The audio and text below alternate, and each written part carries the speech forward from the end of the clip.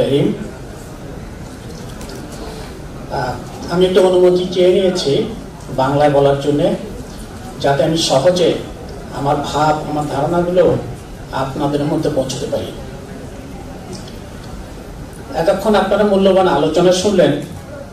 প্রথমেই আমাদের অনুষ্ঠানের আগে প্রফেসর প্রদীপ চক্রবর্তী আপনাদের স্বাগত জানিয়েছেন।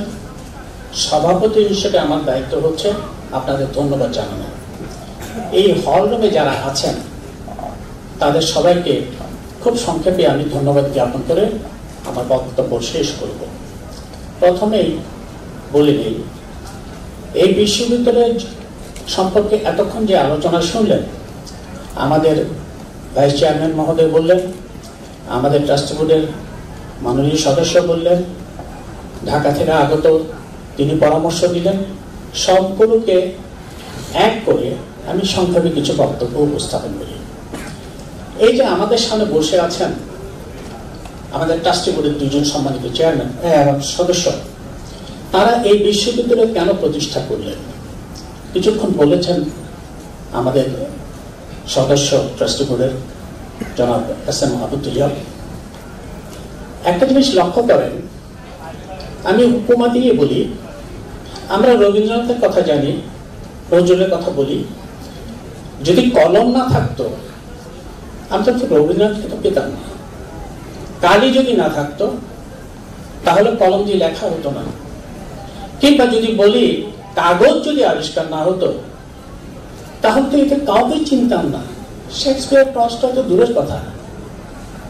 আমি কথাগুলো বলবার একটা উপলক্ষ হচ্ছে, কারণ হচ্ছে যে কোনো কাজ আমাদের সামনে যখন উপস্থাপিত হয় তার পেছনে অনেকেরই অবদান থাকে, এবং এই অবদানগুলো ফিরে আসে নিজের কাছে। যারা আজকে এই বিশ্ববিদ্যালয় প্রতিষ্ঠা করেছেন তারা শুধু আপনাদের জন্য করেননি, তাদের নিজেদের জন্য করেছেন। কারণ শিক্ষা নামের যে পণ্যটা উৎপাদন করবেন সেই পণ্যের ক্রেতা কিন্তু তারা, এবং সেই পণ্যকে বিনিয়োগ করে যে আরেক পণ্য উৎপাদন করবেন সেটা দেশের জন্য, সমাজের জন্য একটা ভালো উন্নয়নের ধারণা প্রয়োগ করে আমাদের জীবনযাত্রাকে উন্নত করতে পারবে। সুতরাং কোনো কাজ একভাবে একক ব্যক্তির, একক গোষ্ঠীর কৃতিত্বের অংশ নয়। আপনারা জানেন, আমি বলি, ছোট্ট করে বলি, সেই জন্য আমি ধন্যবাদ জানার জন্যই বলছি ওনাদেরকে, যে ধন্যবাদ জানাবো প্রথমেই ধন্যবাদ এই জন্য বিশ্ববিদ্যালয়টি প্রতিষ্ঠা করে আমাদেরকে, আমাদের ছাত্রছাত্রীদেরকে বিশেষায়িত শিক্ষা গ্রহণ করবার একটা সম্ভাবনা তৈরি করেছেন, সেজন্য। দ্বিতীয়ত হচ্ছে, এর মধ্য দিয়ে যে পণ্য, শিক্ষা নামের যে পণ্য উৎপাদন হচ্ছে সেটি আপনারা জানেন, সেটিকে আমরা প্রয়োগ করে, বিনিয়োগ করে, অথবা যে পণ্য কাপড় বা অ্যাপারেল প্রস্তুত হচ্ছে সেগুলো বিদেশে রপ্তানি করে আমাদের অর্থনীতিটাকে চাঙ্গা করতে পারছি। সুতরাং সেই ক্ষেত্রে তারা তো অবশ্যই ধন্যবাদ পাবেন। আর তারপরে হচ্ছে আমরা যে বলি CSR, corporate social responsibility. Corporate social রেসপন্সিবিলিটির ধারণাটা একটু বলি, তাহলে ওনাদেরকে আমি আমার যে ধন্যবাদ পাওয়ার যোগ্যতা ওনারা বহন করেন সেটা যথার্থ হবে। একটা পণ্য, কারখানায় পণ্য উৎপাদন শুধু পুঁজি বিনিয়োগ করলে হয় না, সেখানে শ্রমিক লাগে, সেখানে ম্যানেজারিয়াল একটা গ্রুপ লাগে যারা হিসাব নিকাশ করবেন, অ্যাকাউন্টেন্ট লাগে, এবং শুধু তাই নয়, তাহলে পণ্যটা, শ্রমিক লাগে, তাহলে পণ্যটা উৎপাদন হবে। এবং সেই পণ্যটা উৎপাদন হলেই হবে না, ভোক্তা লাগে, কনজিউমার লাগে। কনজিউমার যদি ভোগ না করেন, পণ্য উৎপাদন করে তাদের বিনিয়োগের পয়সা উঠে আসবে না।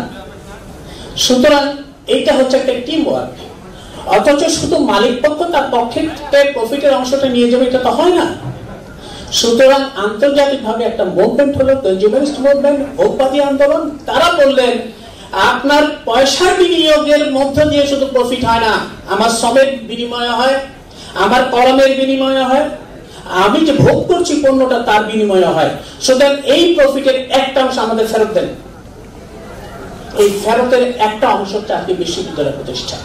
এটা আমি মনে করি সিএস এর একটা অংশ, কর্পোরেট সোশ্যাল রেসপন্সিবিলিটির একটা অংশ।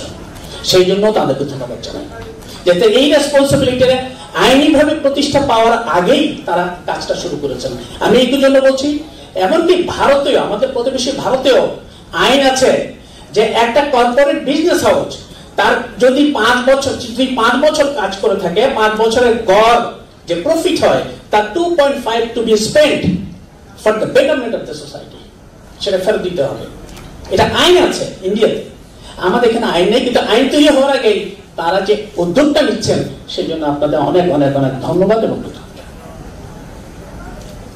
এখানে উপস্থিত আছেন আমাদের ঢাকা থেকে আগত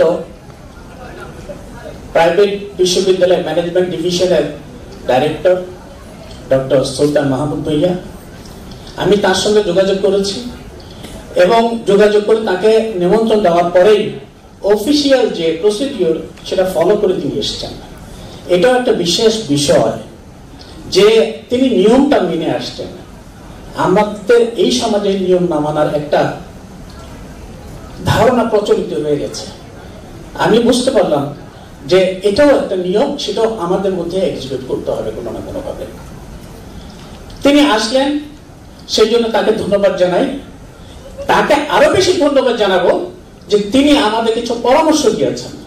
সেই পরামর্শগুলো ইতিমধ্যে আমাদের মাননীয় ভাইস চেয়ারম্যান দিয়েছেন। আমরা খুব সহসাই, 5 বছর লাগবে না, সম্ভবত ইতিমধ্যে তিনি দায়িত্ব নিয়েছেন, আমরা শহরের মধ্যেই আমাদের যে একেবারে পার্মানেন্ট ক্যাম্পাস সেটা স্থাপন করতে পারবো এবং সেটা সময় শেষ হওয়ার আগেই। সুতরাং আমি ইউজিসি থেকে যিনি আসছেন, আচ্ছা ডক্টর সুলতান মাহমুদ ভুঁইয়া, তাকে এই ধারণা পাকাপোক্তভাবে কনভে করতে চাই যে এই বিষয়ে আপনি নিশ্চিত থাকেন, আমরা আপনাদের কাছে যে আজকে যে কথা বললাম সেটা আমরা অক্ষর অক্ষরে পালন করব। আরেকটি বিষয় বলি, আমরা যখন বিশ্ববিদ্যালয় প্রতিষ্ঠা করেছি তখন আপনারা জানেন ইউজিসি নিয়ম অনুযায়ী 6টি ডিপার্টমেন্ট এবং 3টি ফ্যাকাল্টি ছাড়া কোনোভাবে সাময়িক অনুমোদন দেওয়া হয় না, সনদপত্র দেওয়া হয় না। আমরা সাময়িক সনদপত্র পেয়েছি 6টি ডিপার্টমেন্টের জন্য, 3টি ফ্যাকাল্টি। কিন্তু দুর্ভাগ্যের বিষয়, আমরা 4টি নিয়ে কাজ শুরু করেছি, একটি এমবি নিয়ে কাজ শুরু করেছি এবং হোপফুলি আশা করছি আগামী জানুয়ারির ভেতরেই আমরা আরো 2টো ডিপার্টমেন্টের জন্য প্রক্রিয়াধীন আছি ইউজিসির কাছে। তারা সন্তুষ্ট হলে, বিবেচনা করলে আমরা হয়তো সেটা অনুমোদন দিয়ে যেতে পারি। এবং যদি অনুমোদন পাই, কিন্তু আমাদের যেটা স্পেশালাইজড যে ডিসিপ্লিন গুলো আছে, বিষয়গুলো আছে, তার মধ্যে 2টো বিষয় আমাদের একটু এখনো আমরা চালু করতে পারিনি। চালু করতে না পারার কারণটা আমি ইতিমধ্যে তার সঙ্গে ব্যক্তিগত আলোচনায় বলেছি যে আমাদের মাত্র 5ম ব্যাচ, আজকে বোধহয় সম্ভবত 5ম ব্যাচে আমরা নবীনবরণ করছি। একজন ছাত্র 8টা সেমিস্টার শেষ না করলে তার আন্ডারগ্রেড সার্টিফিকেট তিনি পাবেন না। আমাদের প্রতি সেমিস্টারে কোর্স আছে, কোর্সের ডিমান্ড অনুযায়ী আমাদের যে লজিস্টিক সাপোর্ট দেওয়ার কথা, যেমন ল্যাবের সাপোর্ট বা অন্যান্য সাপোর্ট, সেগুলো আমরা ছাত্রদের সামনে উপস্থাপন করি। আমাদের এখন পর্যন্ত যে ল্যাব তৈরি হয়েছে সেটিও আমাদের জন্য, আমি মনে করি আমাদের অনেক ক্ষেত্রে চাহিদার আগেই কিন্তু আমরা যোগানটা তৈরি করবার সম্ভাবনার ক্ষেত্র তৈরি করেছি। সুতরাং আমি আজকে আমার বিশ্ববিদ্যালয়ের পক্ষ থেকে, ট্রাস্টি বোর্ডের পক্ষ থেকে আমাদের যে মেহমান এসছেন, অতিথি এসছেন ঢাকা থেকে, তাকে এনশিওর করছি যে আমরা অক্ষর অক্ষরে ইউজিসি গাইডলাইন, মিনিস্ট্রি অফ এডুকেশনের আমাদের পরামর্শ আমরা সবসময় মেনে চলার চেষ্টা করি। আপনারা শুধুমাত্র আমাদের রেগুলেটরি বডি না, আমাদেরকে হেল্পিং হ্যান্ড হিসেবেও কিন্তু কাজ করতে হবে আপনাদের। এই কথাটা আমরা বলতে পারি কেন? কারণ আপনারা জানেন একটা রুগ্ন শিল্পকে ইনকিউবেশন একটা পিরিয়ড থাকে, সরকার বা অন্যান্য প্রতিষ্ঠান তাকে ইনকিউবেশন একটা পিরিয়ড দেয়, রুগ্ন অবস্থাটাকে যেন সে অতিক্রম করতে পারে।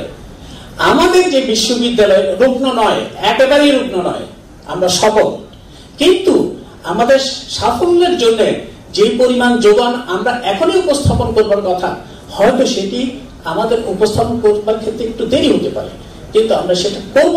কারণ এ বিষয়ে আমাদের ট্রাস্টি বোর্ডের সদস্যরা বলেছেন, আমরাও বলছি, আমরা যারা আছি শিক্ষক এবং আমরা যারা এখানে কাজ করছি, যে আমরা এটা করবার জন্য সচেষ্ট থাকবো। এতটুকু নির্দ্বিধায় আমি আপনাকে বলছি। এবং আপনাদের শুধুমাত্র ইনকিউবেশন পিরিয়ডের জন্য না, আমাদের পরামর্শ রেগুলেট করবেন তো বটেই, সঙ্গে সঙ্গে পরামর্শ দিবেন যাতে আমাদের যদি কোনো সম্ভাবনার ক্ষেত্র তৈরি হয় তাহলে সেটা যেন আমরা সেই পথে চলতে পারি। এই কথাটা আপনাকে আমি ব্যক্তিগতভাবে বিশ্ববিদ্যালয়ের পক্ষ থেকে আপনাকে অনুরোধ করছি, আপনারা আমাদের পরামর্শ দিবেন, আমরা সেই পরামর্শ অনুযায়ী বিশ্ববিদ্যালয়ের নিয়ম ইউজিসি নিয়মকে ফলো করবার চেষ্টা করব। আর ব্যক্তিগতভাবে সবার পক্ষ থেকে আপনাকে ধন্যবাদ জানাচ্ছি, কষ্ট করে রাতের বেলায় আপনি সকালে এসে পৌঁছেছেন, আপনি বিশ্রামও নেননি, আমাদের এখানে অনুষ্ঠানে চলে এসেছেন, এবং এই জন্য ধন্যবাদ এবং কৃতজ্ঞতা দুটি আপনাকে জানাচ্ছি। এছাড়া আমার সামনে আমার শিক্ষক মন্ডলী আছেন, তাদের ধন্যবাদ জানাচ্ছি। আগেই বলেছি, রবীন্দ্রনাথ হতেন না এককভাবে যদি কলমকেও আবিষ্কার না করতেন, কালিকেও আবিষ্কার না করতেন, কাগজ আবিষ্কার না হতো, প্রিন্টিং প্রেস আবিষ্কার না হতো। সুতরাং এই বিশ্ববিদ্যালয়ে কখনোই সচল ভাবে দাঁড়িয়ে থাকবার সম্ভাবনা তৈরি হবে না যদি শিক্ষকরা না থাকেন। এই শিক্ষকরা উদয়াস্ত কষ্ট করেন, আমি দেখেছি, আমার সহকর্মী হিসেবে তাদের দেখেছি, অত্যন্ত পরিশ্রম করেন। তারা এই অনুষ্ঠান করবার জন্য আজ থেকে প্রায় মাসখানা আগে থেকে তারা পরিকল্পনা করেছেন, আজকে এসে সার্থক করেছেন। আপনাদের কাছে কৃতজ্ঞতা ধন্যবাদ জানাই। এখানে অভিভাবক বৃন্দ আছেন, অভিভাবক বৃন্দ আপনারা জানেন আপনি অভিভাবক হয়েছেন, আমি নিজেও অভিভাবক। একটা জিনিস, ওরিয়েন্টেশনটা শুরু হয় পরিবার থেকে। প্রতি শিশু জানে না কাকে সালাম করতে হবে, কার সঙ্গে কেমন ব্যবহার করতে হবে, সে শেখে পরিবার থেকে, ওরিয়েন্টেশন ওখান থেকে শুরু হয়। আজকে আসছে বিশ্ববিদ্যালয়ে, আবার কিন্তু বিশ্ববিদ্যালয় আন্ডারগ্রেড করার পরে সে যাবে আরেকটা ফ্যামিলি তৈরি করবে, তার দায়িত্ব হবে আবার ওরিয়েন্ট করা, আবার কাউকে ওরিয়েন্টেশন করা। সোসাইটি এইভাবেই চলে, সোসাইটি এর বাইরে কখনোই চিন্তা করতে পারে না। প্রতি মুহূর্তে আমরা ওরিয়েন্টেড হচ্ছি, আমরা ওরিয়েন্টেশন প্রসেসের মধ্যে যাচ্ছি। আমি অভিভাবক বৃন্দ, আপনারা নিজেরা ওরিয়েন্টেড হয়েছেন, ওরিয়েন্ট করেছেন, মানে আপনাদের শিশু সন্তানদেরকে আজকে তারা বিশ্ববিদ্যালয়ের ছাত্র হয়েছে, তাদেরকে এই বিশ্ববিদ্যালয় ইনস্টিটিউশন ওরিয়েন্টেশন দিচ্ছে। আপনারা নিজেরাও কিন্তু এসছেন তাদের সেই ওরিয়েন্টেশন প্রোগ্রাম দেখতে। আপনাদের উপস্থিতি আমাদেরকেও কিন্তু কোনো না কোনো ভাবে উদ্বুদ্ধ করে আমরা ওরিয়েন্টেড হচ্ছি। অনেক ধন্যবাদ এবং কৃতজ্ঞতা। ছাত্রছাত্রী যারা আছেন, যারা নতুন ছাত্রছাত্রী জয়েন করেছেন, বলেছেন আমাদের আলোচকরা যে আপনাদের সম্ভাবনার দ্বার সামনে কিভাবে আপনারা খুলবেন। আমি আর কিছু বলতে চাই না। বিশ্ববিদ্যালয়ে আসছেন, বিশ্ববিদ্যালয়ে এটিকেটের কথা বলা হয়েছে, নিয়মের কথা বলা হয়েছে। এই বিশ্ববিদ্যালয় চলবে শুধুমাত্র একটা লক্ষ্য, লেখাপড়া, লেখাপড়া, লেখাপড়া। কিন্তু যদি আমার স্বাস্থ্যই না থাকে, আমি যদি পুষ্টিই না পাই, লেখাপড়া করার সুযোগ তো আমি পাবো না।